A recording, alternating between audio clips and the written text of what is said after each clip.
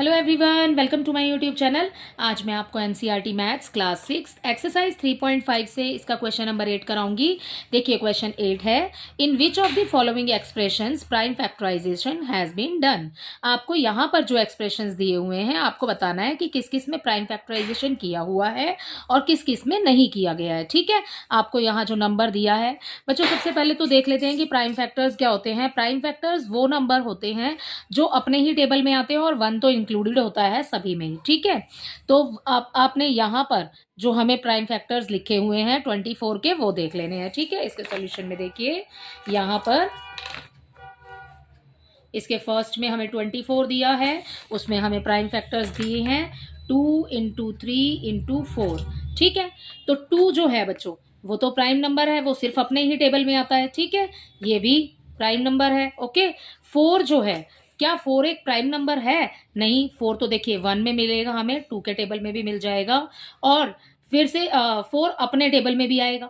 ठीक है ना, 4 1 जा 4 होता है, क्योंकि अब इसके 2 के अलावा तीसरा भी नंबर फैक्टर बन रहा है। ठीक है, सो इसलिए यहाँ पर प्राइम फैक्टराइजेशन नहीं किया गया, तो आप लिखेंगे so prime factorisation has not been done.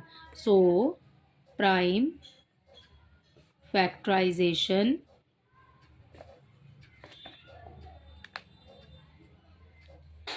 has not been done।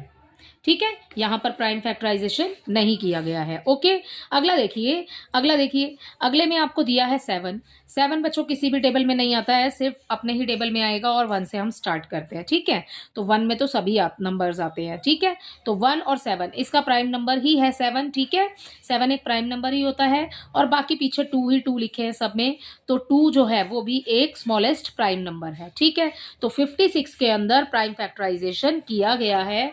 तो बस आपको नेक्स्ट जो हमें लाइन लिखनी है यहाँ पर इसके बी पार्ट में, ये लिखा हमने 56, इसके फैक्टर्स आपको दिए हुए हैं 7 इंटू 2 इंटू 2। ठीक है, तो आप लिखेंगे प्राइम फैक्टराइजेशन, जो आपको क्वेश्चन की लाइन में लिखा है। ठीक है, प्राइम फैक्टराइजेशन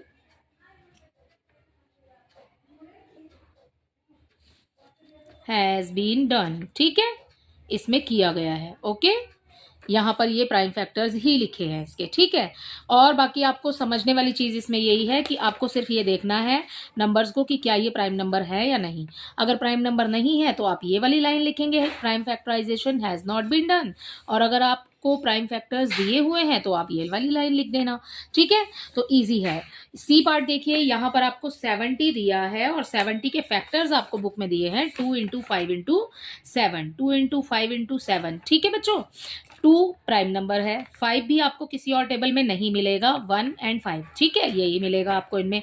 ओके, नेक्स्ट है आपके पास में 7 भी आपको 1 और 7 में ही मिलेगा। ओके, सो यहाँ पर भी आप सेम यही वाली लाइन यहाँ पर लिख देंगे, prime factorisation has been done. Okay, तो इसी के साथ इसका सी पार्ट भी कंप्लीट होता है कि हमने इसके फैक्टर्स देख लिए वो किसी और टेबल में आते हैं या नहीं आते। अगर नहीं आते हैं तो प्राइम फैक्टराइजेशन किया गया है, अगर आते हैं किसी और टेबल में ये नंबर, ठीक है, तो प्राइम फैक्टराइजेशन नहीं किया गया है। ओके, इसका डी पार्ट देखिए, 54 आपको यहाँ पे दिया है 2 इंटू 3 इंटू 9, इसके डी पार्ट में आपको दिया है नंबर दिया है 54 और उसके फैक्टर्स दिए हैं 2 इंटू 3 इंटू 9। ठीक है, अब 2 देखिए अपने ही टेबल में आता है, 3 अपने ही टेबल में आता है, 9 क्या सिर्फ अपने ही टेबल में आता है? नहीं, 9 आता है 3 इंटू 3 करने पर आपको 3 के टेबल में भी मिल जाएगा। ओके, तो आपको 9 कौन कौन से टेबल में मिल जाएगा?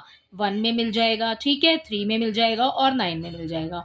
अगर 2 के अलावा तीसरा भी कोई फैक्टर हो रहा है, इट मीन्स कि वो नंबर में प्राइम फैक्टराइजेशन नहीं किया गया है। ठीक है, तो जो लाइन हमने फर्स्ट वाले के लिए लिखी है, ठीक है, ये वाली लाइन आप बिल्कुल सेम ये वाली लाइन पूरी डी में लिखेंगे। ओके, सो इसी के साथ आपका क्वेश्चन नंबर 8 कंप्लीट होता है। आई होप ये आपको अच्छे से समझ आया होगा। Thank you.